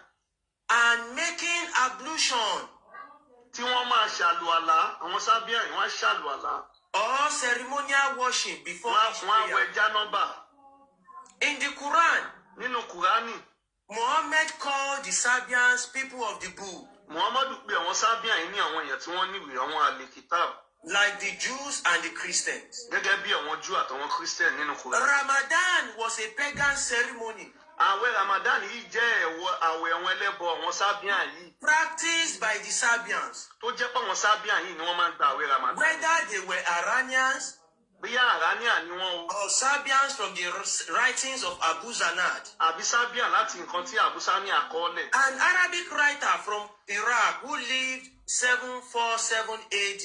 Ọmọ Saudi kan tó ń kọ̀wé ní agbègbè ìlú wọn ní ọdún tó ti pẹ́ sẹ́yìn yìí. We concluded that at least one Madian community located in the northern Iraq observed Ramadan. Gbogbo wọn jọ ní àkójọpọ̀ tó panupọ̀ pé wọ́n rí pé àwọn Sabian yìí ni wọ́n ń gba àwẹ̀ Ramadan. Ramadan was originally an annual ritual performed at the city of Aran. Àwẹ̀ Ramadan yìí jẹ́ àwẹ̀ tó máa ń gbà ní ìlú tó ń pè ní Aria tó jẹ́ àwọn Sabian yìí ni wọ́n ní. Although the fasting of Ramadan was practiced in pre-Islamic times by the pagans of Jahiliyyah. Àwẹ̀ Ramadan yìí jẹ́ àwẹ̀ táwọn Sabian yìí máa ń gbà nígbà tí Islam ò tí bẹ̀rẹ̀ rárá. It was introduced to the Arabian by the Iranians. Àwọn Sabian tí wọ́n jẹ́ Iranian yìí ni wọ́n wá mú àwẹ̀ Ramadan wá bá àwọn Saudi. Ẹ máa gba àwẹ̀ Ramadan yìí. Iran was a city on the border between Syria and Iraq. Iran yìí jẹ́ ìlú tó wà lẹ́gbẹ̀ẹ́ Syria àti Iran. Very close to Asia Minor, which today is Turkey. Ìlú yẹn súnmọ́ agbègbè àwọn Asian ní ìlú Turkey lẹ́nu. Their main deity that they worship was the moon. Ṣé ẹ gbọ́ nǹkan pàtó tí wọ́n ń sìn ó jẹ́ òṣùpá. And in the worship of the moon and the star. Ṣé ẹ gbọ́ wọ́n máa ń sin ìràwọ̀ àti òṣùpá àti oòrùn. Now, gbogbo wa rí nǹkan táwọn ènìyàn sìn. Ìràwọ̀, òṣùpá, oòrùn. Gbogbo àwọn nǹkan iná làwọn Mùsùlùmí jọ́sìn fún. Now, gbogbo wa ti rí sìn pé àwọn ènìyàn ni wọ́n ń kírun. Tẹ́ bá wá lọ béèrè, mo tún fẹ́ gbé jáde sí pé okay, táwọn ènìyàn bá fẹ́ kírun, kí ló máa influence time tó máa ń kírun? Oòrùn ni. Ẹ lọ béèrè lọ́wọ́ àwọn Mùsùlùmí pé time tẹ́ máa ń kírun yín, kí ló máa influence time tẹ́ máa ń kírun yín? Táwọn Mùsùlùmí náà oòrùn ni. Táwọn ènìyàn bá fẹ́ gbààwẹ̀ Ramadan, wọ́n máa róṣù. Tí wọ́n bá yẹ ti gba either 29 or 30, tó ti ṣínú àwọn náà máa ń ṣe Idil Fitri táwọn Mùsùlùmí ń ṣe lénìí. So gbogbo nǹkan yìí, nǹkan ẹlẹ́bọ pátápátá ni. Àáfàá tó bá sọ pé nǹkan tá a sọ yìí, irọ́ ni, kó send request, ẹ ká tún lọ síbòmí. Nínú Islam, téèyàn bá tún fi Islam lẹ̀ mọ́ pé wọ́n lè máa sọ fáwọn èèyàn wa. Ẹni bá. Àwọn tó ń ṣe Islam náà pé wọ́n máa wọ náà ẹ jẹ́ ká lọ. Ok, nísìnyí. Ẹ̀wọ̀n ó ṣẹlẹ̀ bá wa dákànbí wọlé àwọn àáfàá lọ́wọ́n tí ń ṣe àì wọ́n fẹ́ wá sọ pé nǹkan tá à ń sọ. Kàn send request ni kàn send èmi ò dẹ́ni tó ṣe àì mọ̀ kàn send request. Tákànbí ọlọ́ba bá wà ní ẹ bá wa gbé wọlé. So ìsìn Áfíríkà. TikTok ló flag wọn wọ́n sọ̀rọ̀ tí ò dá TikTok ló ń yọwọ́ fúnra ara wọn mi ò mọ̀ kọ́ tó ń sọ títí kì í yọwọ́. Tó gbé Mohammed sí yẹn ẹ lè lọ kàn mí. Ok, ẹ ṣe ẹmẹsẹ gbọ́n sókè. TikTok ló ń yọwọ́ kúrò. So a fẹ́ lọ sí Suratu Maryam, Quran chapter 19, a máa kà láti 65, a máa kà dé 72. Suratu Maryam, Quran chapter 19. Verse 65 to 72. So when you Suratu Maryam, so our father was a bit rolling back. I want be jigbi. O ṣe kẹta kúrò bí kẹwàá lọ máa jí ẹmu ó sì gbé rolling back àbí kíní kan. Àbí kẹwàá wá tàbá ti lọ ẹ lè wá báyìí sí ìrìn kó. Àwọn bí báyìí. Méjì wa kọ́ la wà sókájọ́ pàdé. Ọmọ kẹ́ni kọ̀ọ̀kan ọba dẹ̀ bí ẹ̀mú mi. Wọ́n fẹ́ gbé pè ní ìdájọ́. Ẹ máa gbọ́ nísinsìnyí. Eléyìí la fẹ́ ìtafẹ́ káyìí láti jẹ́ kẹ́ ẹ mọ̀ pé gbogbo àwọn Mùsùlùmí pátá ló máa wọná according to the Quran and the Hadith. Now only he is the Lord of the heavens and the earth and everything in between. So worship him alone and be steadfast in his worship. Do you know of anyone equal to him in his attributes? Yet some people ask mockingly, after I die, will I really be raised to life again? Do such people not remember that we created them before when they were nothing? By your Lord, O prophet, we will surely gather them along with the devils and then set them around hell on their knees. Then we will certainly begin by dragging out of every group the ones most defiant to the most compassionate. And we truly know best who is most deserving of burning in it.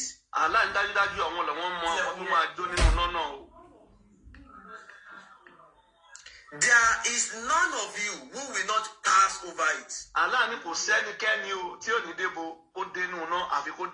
This is a decree your Lord must fulfill.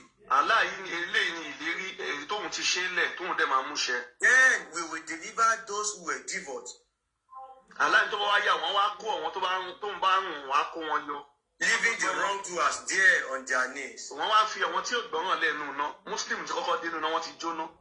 So gbogbo níbí ìsìn nǹkan tí mo kà ń bí ó ṣeéṣe kí àwọn èèyàn máa wí pé kí ló ṣẹlẹ̀ kò yá wọn àwa lọ ka hadith tó ṣàlàyé nǹkan yìí dáadáa. Òun ni Sahih Buhari volume 1 book 12 hadith number 770 láti jẹ́ kí àwọn èèyàn mọ̀ pé tó bá ṣe Islam ọ̀pọ̀lọpọ̀ ni ó jẹ́ pé iná ni wọ́n fi tàn sínú Islam irọ́ lásán ni tó bá ṣe Islam gangan ló máa jóná.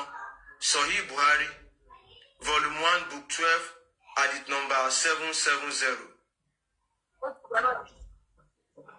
ẹjọ ẹ ṣáà máa gbé gbogbo àwọn kọfáàmù yẹn jáde. 1 minute. la máa ń lo nǹkan tó fi sáàdì yẹn evidence làwa máa fi ń rìn ọ̀rọ̀ kan evidence kan ni. àwa ò kì í sọ̀rọ̀ lórí àwọn bí wọ́n ti mọ̀ wá lórí ẹ̀ làwọn àfáà ṣe ń wà. ẹ máa gbọ́ òun lè lè báyìí Sahih Buhari volume 1 book 12 hadith number 770 narrated by Abu Hurairah. The people said, àwọn èèyàn wí pé "Oh Allah apostle, muhammadu òjíṣẹ́ Allah shall we see our Lord on the day of resurrection?" ṣé àwọn máa rí Allah tó bá di ọjọ́ ìdájọ́ ọjọ́ àjíǹde. He replied, ó fún wọn lésì pé "Do you have any doubt in seeing the full moon on a clear night?" ó ní ṣé wọ́n ní iyèméjì pé tó bá di lálẹ́ tí òṣùpá bá yọ kúrúkúrú ní jẹ́ kí wọ́n rí ni. They replied, "No." wọ́n fún lésì pé rárá. "Oh Allah apostle," he said, muhammadu òjíṣẹ́ Allah ó wí pé "Do you have any doubt in seeing the sun when there are no clouds?" ó ní ṣé wọ́n ní iyèméjì pé tí òun bá yọ kúrúkúrú kò ní jẹ́ kí wọ́n rí. They replied, "No." wọ́n fún lésì pé rárá. He said, ó wí pé "You will see Allah your Lord in the same way." wọ́n ní bákan náà wọ́n máa rí Allah lọ́nà kan náà. On the day of resurrection, tó bá di ọjọ́ ìdájọ́ ọjọ́ àjíǹde people will be gathered, àwọn èèyàn máa kóra jọ. and he will order the people to follow what they use to worship. Allah máa pa wọ́n láṣẹ kí olúkálukú tẹ̀lé nǹkan tí wọ́n ń jọ́sìn fún. So some of them will follow the sun, àwọn kan máa tẹ̀lé oòrùn, some will follow the moon, àwọn kan máa tẹ̀lé òṣùpá, and some will follow other deities. àwọn kan tẹ̀lé nǹkan míì tí wọ́n ń jọ́sìn fún. And only this nation, Muslims, will be left with its hypocrites. muslim nìkan Allah máa fi wọ́n lẹ́ẹ̀mbẹ̀ pẹ̀lú àbòsí wọn. Allah will come to them and say, Allah máa wá bá àwọn muslim á wí pé ẹdúró bẹ́ẹ̀ náà muslim èwo. àwọn àwọn muslim inú dájọ́ lọ́wọ́ àwọn ń dájọ́ inú náà lọ́wọ́ àbáyé. wọ́n fẹ́ dájọ́ wọn báyìí, inú náà ni gbogbo wọn wà báyìí. inú náà lọ́wọ́ àbáyé gbogbo wọn wà nínú gbogbo èèyàn wà nínú náà. ẹ jẹ́ ká kà ó máa yé yín sìn inú náà ni gbogbo wọn wà báyìí gbogbo èèyàn wà báyìí sàn. Allah will come to them and say, Allah máa wá bá wọn á wí pé kíni kan dún bí kan àbí? ó dàbí bí ọ̀dọ̀ ó sì ní ìpàdé ká máa ká lọ bẹ́ẹ̀. Okay. Allah will come to them and say, Allah máa wá bá wọn á wí pé "I am your Lord." òun ni Allah yín. They will say, àwọn muslim á wí pé "We shall stay in this place till our Lord comes to us." a máa dúró bí tààlà máa fi dé ìwọ yóò jẹ́ Allah torí nǹkan tí wọ́n rí ó jẹ́ abirùn ó níwò lórí ó lọ́wọ́ ọ̀tún méjì ó lẹ́sẹ̀ kan ó nírúndì eléyìí yóò jẹ́ Allah. And when our Lord will come, we will recognize him. tí Allah bá ti dé àwọn máa dá Allah mọ̀ àwọn muslim sọ bẹ́ẹ̀ fa Allah. Then Allah will come to them again and say, Allah máa padà wá bá àwọn muslim pé ẹ̀dá yàn mọ̀ ní ẹwọ́jú ẹ̀dá mi mọ̀ ní. "I am your Lord." mo lémi ní Allah yín sẹ́. They will say, wọn àwọn muslim máa ní pé "You are our Lord." ìwọ làlá lórí báyìí. Allah will call them, Allah máa pè fún wọn. and as Sirat, a bridge will be laid across hell. Allah máa pe afárá kan ó máa wà látòrí iná yẹn ó máa lọ sí àlùjọ náà. And I, Mohammed, shall be the first amongst the apostles to cross it with my followers. Muhammadu wa ni ẹni àkọ́kọ́ tó fi máa pè ní aṣíwájú ẹ̀dá tó máa kọ́kọ́ gorí afárá yẹn pẹ̀lú àwọn muslim. Nobody except the apostles will then be able to speak. kò sẹ́nikẹ́ni tó máa sọ̀rọ̀ àyàfi Muhammadu ẹ máa gbá wa máa wí pé And they will be saying then, Muhammadu á máa wí pé inú náà. "Oh, Allah, save us." Allah ṣàánú mi iná ìpọ̀ ìjìyà ìpọ̀ Allah jọ̀ọ́ má jẹ́ kú báyìí ṣàánú mi ìjìyà ìpọ̀ iná máa jó Muhammadu á máa jó aláǹtá. There will be hooks like the tongues of Satan in hell. irin kan wá wà tó ń pè ní irin sàádà nínú iná tí wọ́n wà yìí. Have you seen the tongues of Satan? ṣé ẹ ti rí bí irin sàádà yìí ṣe rí? The people said yes. àwọn muslim ní pé bẹ́ẹ̀ ni àwọn ti rí. He said, wọ́n wí pé these hooks will be like the thorns of Satan, but nobody except Allah knows their greatness in size. irin jẹ́ irin sàádà, kò sẹ́ni tó mọ bó ṣe nípọn àyàfi Allah nìkan ló mọ̀. And this will entangle the people according to their deeds. irin ni irin tó máa kọ́ wọn ní ẹnu, wọ́n máa jáde dì wọ́n gẹ́gẹ́ bí ẹ̀ṣẹ̀ wọn bá ṣe tó. Some of them will fall and stay in hell forever. àwọn kan á jábọ́ sínú náà yìí, wọ́n á wà bẹ́ẹ̀ títí ayérayé. Ẹ máa gbọ́ o. Others will receive punishment, àwọn kan máa gba ìjìyà, turn into small pieces, orí wọn á fọ́ká sí wẹ́wẹ́. and will get out of hell. wọ́n wá ẹ̀ṣẹ̀ bọ́ta kúrò nínú náà ṣẹ́tírí. àwọn ọmọ ẹ máa gbọ́ o. Till when Allah intends mercy on whomever He likes amongst the people of hell, títí tí Allah fi máa ṣíjú àánú wò àwọn tó fẹ́ ṣíjú àánú wò nínú náà yẹn.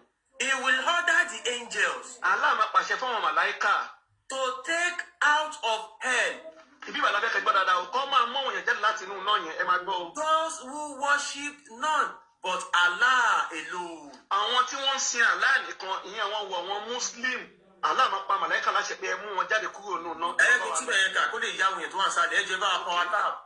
He will order the angels Allah máa pàṣẹ fún àwọn màláíkà. to take.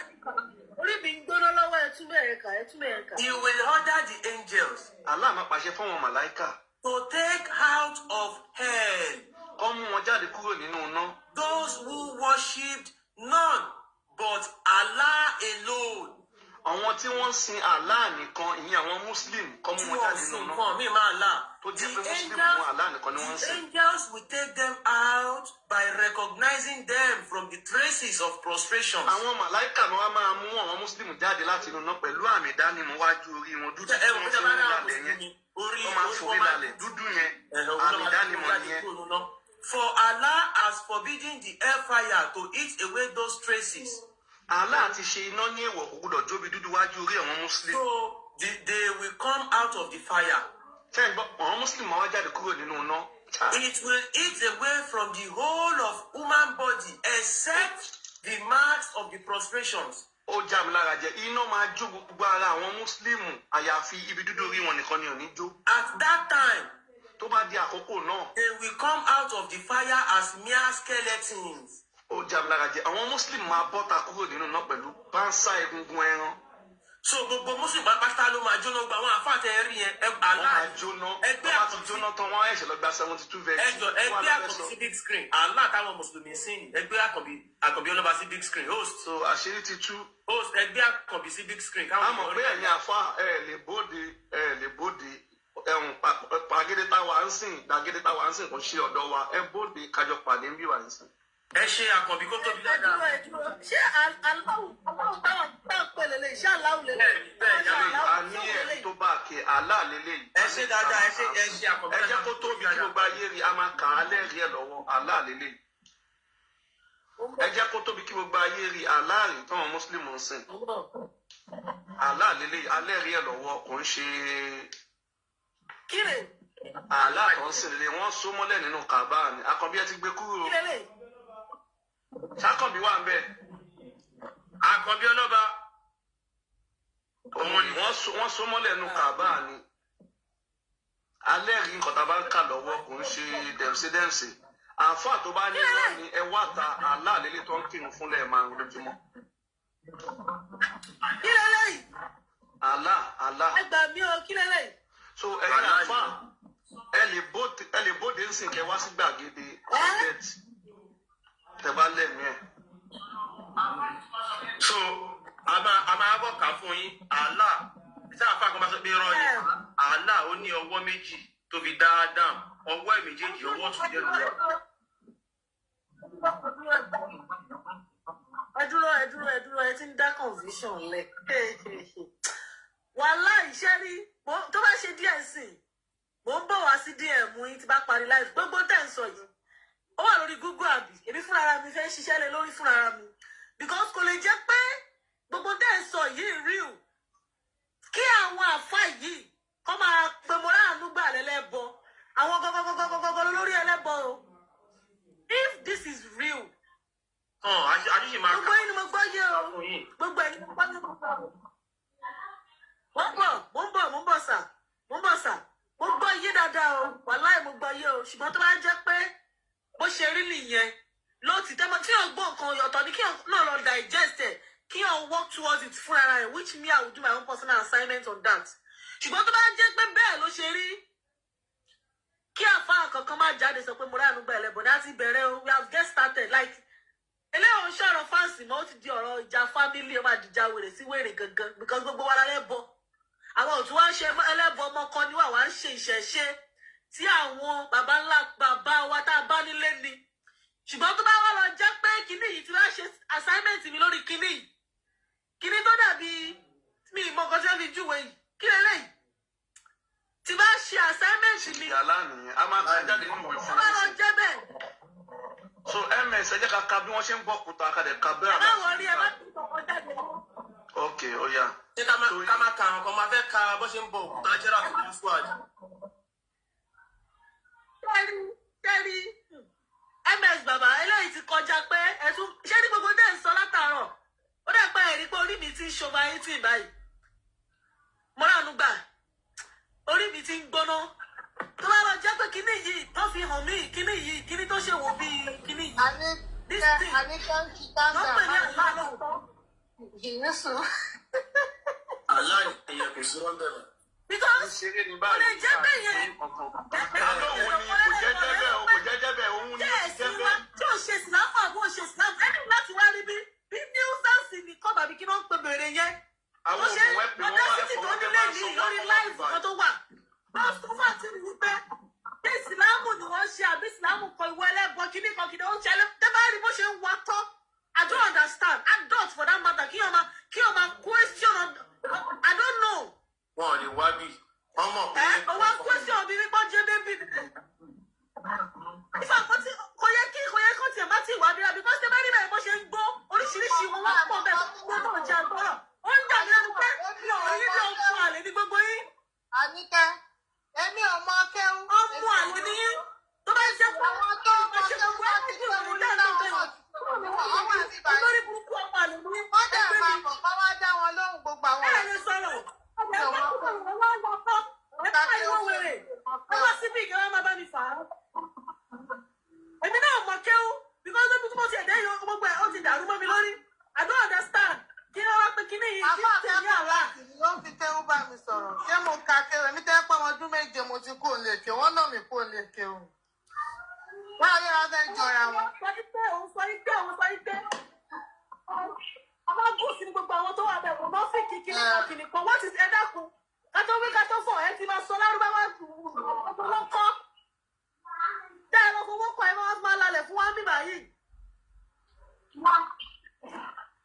ẹ wọ èmi mọ̀ pé àwọn bàbá yín gan ọkọ tó jó òrìjìnà pa wọn ò ní ṣe bálabàlà báyìí o wọn ò ní ṣe yàmàyàmà o ẹ jẹ́ kí orí yín pẹ́ ẹ má fọ ogun o ṣẹ́yìn. ẹgbẹ́ mi sí big screen àwọn ọmọ lárúbáwá gan sọ̀rọ̀ pé àlá ọwọ́ méjì ló ní ẹgbẹ́ mi sí big screen kẹ́wù kí n play ẹ̀. ẹ máa gbọ́. And both of Allah's hands are right hands. We believe that both of the hands of Allah are right. Huh?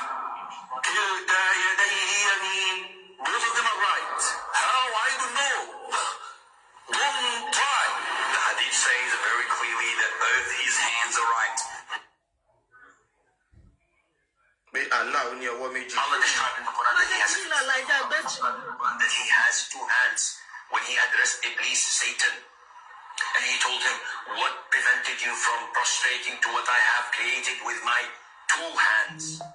So this is what Allah described himself. Allah says in Surah Al-Qalam that on the day of judgment, Allah Azza wa Jal would uplift and show his leg. The Quran says that Allah has one eye, and another ayah says he has multiple eyes. Whatever Allah says, whatever the Prophet says, we believe in it and we affirm it without thinking too deeply about this, about the actuality of this action.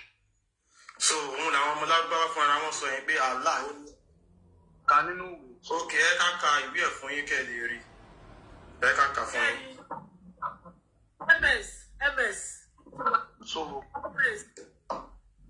ní ẹnájì mi tó kù mo fẹ́ rí sáàbẹ̀ àǹtí mi àwa sọ̀rọ̀ WhatsApp ṣe rí tó bá jẹ́ pé kinní tó ń sọ yìí this thing tó ṣapá báyìí ẹ̀rí bá pàì ṣe rí ṣapá báyìí tó bá jẹ́ this thing. Olówó. ṣe fún bá wọn rojọ́ mọ́ o bẹ́ẹ̀ ni má bá wọn rojọ́ mọ́ o Aláàjì ti ní ta fọ́ọ̀lù. Aláàjì ti ní ta fọ́ọ̀lù. Ìyá Mobọ́láńlé, ìyá mi mọ́ra àlùgbà ẹ̀ kalẹ̀ olówó Èkó mo kí ẹjọ́ kẹtó kọ́ọ̀tì láìfì yìí a fẹ́ ka aburú márùn-ún tí Muhammadu ṣe ṣòtá bá wá rí àáfàá tó lè sọ dáadáa márùn-ún tó ṣe gbogbo a máa padà sínú Islam lálẹ́ yìí so final program tá a máa ṣe lálẹ́ yìí nìyẹn. èmi ò tiẹ̀ bìlífù pé mo ní sí ìwà fúlàní olówó Èkó ms ẹjí ká kábítánù bí ó sì ń yà mí lẹ́nu pé mo ní sí ìwà fúlàní. ibi tó ti bókun sùn àti ibi tó ti ẹgbẹ́ jà tí ẹ̀yẹ́ láti kọ́ sí wá lò lẹ́nìí.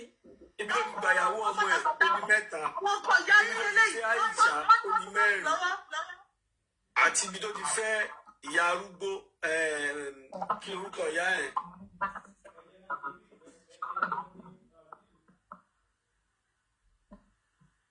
àpá àti bá fẹ́ sọ̀rọ̀ ẹ kọ́mẹ́ǹtì bá lè wọ́n pọ̀ ẹ fẹ́ mi pọ̀ ẹ̀sìn.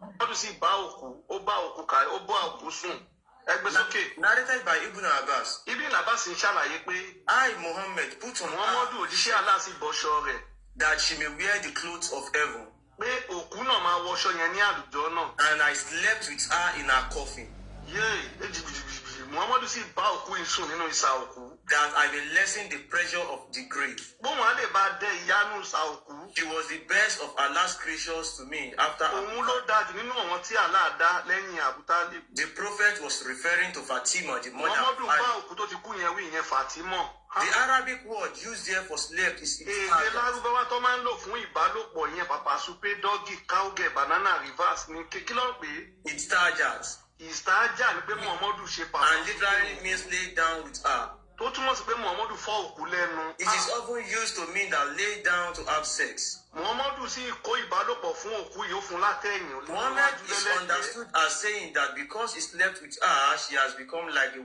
wife to him. Muhammadu bóun ṣe ti bá òkú Fatima ìsùn ó ti di ìyàwó fóun nìyẹn. So she will be considered like the mother of the believers. òkú yìí ti di ìyá àwọn Muslim báyìí lẹ́yìn tí This will supposedly prevent her from being tormented in the grave. a lè bá dẹ ìyanu sa òkú. Since the Muslim believes that as people wait for Judgment Day, nígbà táwọn Muslim ti nígbà pé wọ́n máa ń dúró di they ọjọ́ will be ìdájọ́ tormented in the grave. wọ́n dẹ̀ máa ń fìyà jẹ wọ́n nínú ìsà òkú. To reduce the pressure here means that the torment láti bá dẹ ìyanu sa òkú ń bíbá túmọ̀ sí pé the torment won't be as much ìyà yẹn ò ní pọ̀. because she is now a mother of the believers. sọ́kò ti dìyà àwọn Muslim lẹ́yìn tí Muhammadu pàpà After Muhammad slept with her and consummated the union.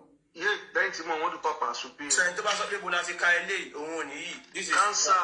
Kanz al-Umar, The Treasure of Deeds by Ali bin Umar Usam òun rẹ̀ ẹ lọ wo volume 13 page 609 hadith number 37609. So ibi tó ti bókù sún nìyẹn ó kù ibi tó ti jalè. àwọn kan lè máa sọ pé kàkà ní Arabic sẹ́rí kò sí èdè téèyàn lè translate síra wọn lágbàáyé. ẹ̀mẹ̀sẹ̀ yẹn sáré pé tó ti jáde jáde pápápá lákòókò kù.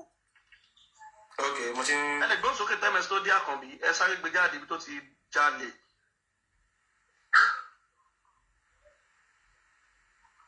Islam with you. ẹ lásán làwọn àfọ àyẹn máa ń lò kò sí ọmọ lórí wọn ẹ máa gbọ́ níta kúntì sínú àwọn àìsàn wa tún sí Yorùbá ní sàkún kí ló wà gbogbo kùránì ṣe máa ń ta ẹ ṣàlẹ́jì àwọn àfọ àyín kò sí àdúrà ẹyọ kan ń bẹ ẹ ṣàlẹ́jì wọn pátá látòrí fatia nínú fatia àwọn ṣépè fún àwọn Christian àti Jew kò sí àdúrà kankan nínú kùránì ẹ ṣàlẹ́jì àwọn àfọ àyín èyí tí wọ́n máa ń kà fókù tó kù bá kú kò ní ìkankan ṣe pẹ̀lú òkú ẹ sọ fún àwọn àfọ àyín pé àṣàlẹ́jì wọn irọ́ lásán ni kùránì ìsìlámù irọ́ lásán ni àti sọ fún yín pé ìwọ tó bá ń wẹ̀ ní tí bàbá ẹ̀ jẹ lówó tó bá ṣọ́ra àwa rẹ̀ ní tí bàbá ẹ̀ jẹ lówó àti ti sọ fún yín owó tí bàbá ńlá fún bàbá yín jẹ àsìkò tẹ̀ máa san lè lẹ́gbẹ́ sókè ms. This is Tabari volume 9 page 31. àlìtàbárí la fẹ́ ká yìí. Muslim drag Muhammad as thief. àwọn Muslim sì wọ Muhammadu níwọ̀kúwọ̀ torí pé ó jalè ó jalè bẹ́ẹ̀ ni. They raided us in our settlement. àwọn Muhammadu lọ jagunjalè níbi tí àwọn yẹn fi ṣe ibùgbé. though we were men who retaliated. Àwọn ọkùnrin wà tí wọ́n sọ ogun tán lọ́wọ́n ò ní gbà. This is the end of Abu Wajza report. Ibi ni Abu Wajza parí ìròyìn tirẹ̀ sí. To report to the report of Amir bin Shuaib. Ká padà síbi tí Amir bin Shuaib ti ń ṣàlàyé tiẹ̀. After the messenger of Allah had completed the return of the captives of the family of Unayya, Lẹ́yìn ìgbà tí Muhammad lọ dá àwọn ẹrù kan padà fún àwọn mọ̀lẹ́bí Unayya, he rode away. ó bá gẹ̀ṣẹ́ ó bá ń sá lọ, wọ́n bá ń And lọ the pé people followed him. àwọn èèyàn bá ń pariwo olè Muhammadu òjíṣẹ́ Allah. Oh, messenger of Allah, Ẹ bá mi kí gbé olè o Muhammadu. divide our booty of camels and small cattle among Fún wa us. lọ́wọ́n ràkúnmí ẹṣin tiwa kẹ́tẹ́kẹ́tẹ́ màálù wa olè wọ́n bá ń lé lọ. Until they forced him back against a tree. Nígbà tí wọ́n gbá Muhammadu wọ́n bá fẹ̀yìn ẹ̀ta gbà wọ́n bá ṣe And kí ni his o. mantle was pulled down from Wọ́n him. bá lu Muhammadu wọ́n bá já Muhammadu sí ogo wọ́n bá ń sọ pé kí ni o. And he said, Muhammadu bá ń bẹ̀bẹ̀ wá ní ẹ̀jọ̀ ẹ̀ṣẹ̀ mi ẹ̀yin ọmọ ènìyàn. give me back my mantle. Ó gba aṣọ mi ó gba ṣòkòtò kò fẹ́ fún mi lókun aṣọ By mi dà Allah. Muhammadu bá ń ké. If I had as many sheep as the trees of Muhammadu ní káyọ̀ Tilama, tó bá pọ̀ ni wọ́n á fún wọn ó bá ń I kí would wọ́n já have sí divided them among you. o. Ẹ tẹ̀síwájú ọjà lọ́kùnrin mi ibi tó ti jáde láti kà í. Ibi tó ti bá Aisha sùn. Bẹ́ẹ̀ni so ìwọ tó bá ní Muhammadu ṣe dáadáa wá sọ. ẹ jẹ́ ká kà láti ibi tó ti tó sí ẹ̀ kọ́ má sọ pé Abubakar ló lọ gún. No, ẹ má wọrí ẹ ká ka bí ó ti bá iṣẹ́ àṣìṣe wọn á lè wà ẹ get.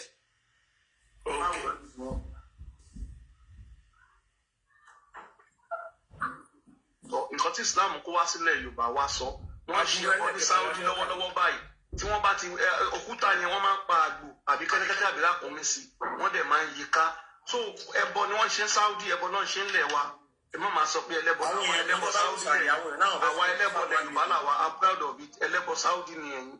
aláṣíwájú Sahih Buhari 5134. Ẹgbẹ́ sókè. Narrated Aisha ló ṣàlàyé pé that the prophet married her when she was 6 years old. ó ní Muhammadu fẹ́ òun nígbà tó ń wá lọ́mọ ọdún mẹ́fà ọmọ pín ní ṣí. And he consummated his marriage when she was 9 years old. Ó ní Muhammadu sì fàdí òun ya nígbà tó ń wá lọ́mọ ọdún mẹ́sàn-án. Isham said, Isham fi kún pé I have been informed that Aisha remained with the prophet for 9 years. ó ní wọ́n gbé sí òun létí pé ọdún mẹ́sàn-án ni Muhammadu àti Aisha fi jọ gbé pọ̀. Aisha yìí ẹ̀yin ìyá wa Aisha yìí ó bímọ. Ọmọ kékeré ni ọmọ ọdún mẹ́fà Muhammadu lè fàdí ẹ̀yà. Ó fàdí ẹ̀yà ọmọ yẹn ò bímọ tó fi kú. Ọ̀gá ọmọ bí tó fi kú o. MS kárí tí májèlé ti pa Muhammadu yẹn wọ́n bèèrè lọ́wọ́ wa pé ẹ̀rí ẹ̀dá májèlé ló pa Muhammadu wọ́n lè má sọ fún yín. Àwọn àpárọ̀ pé ikú wá bá Muhammadu ó wá ní ọ̀rẹ́ mi aláàtí mi sí rẹ ṣé mo lè mú ẹ lọ irọ́ ni o. Májèlé pẹpẹ súpù lọ fún Muhammadu jẹ ẹ̀rùn olóńgbòrún alákejì lọ. ẹ̀rín olóńgbò ló Ẹ jẹ. ṣe.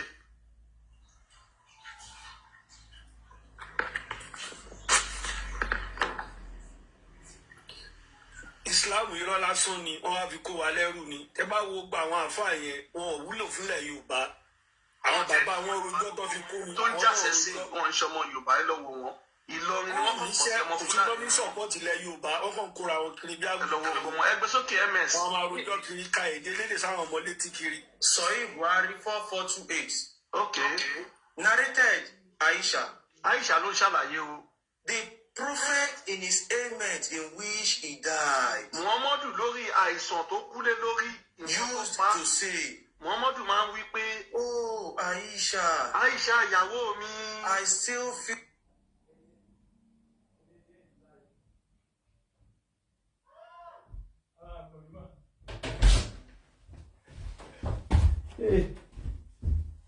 ẹ̀yin èèyàn wa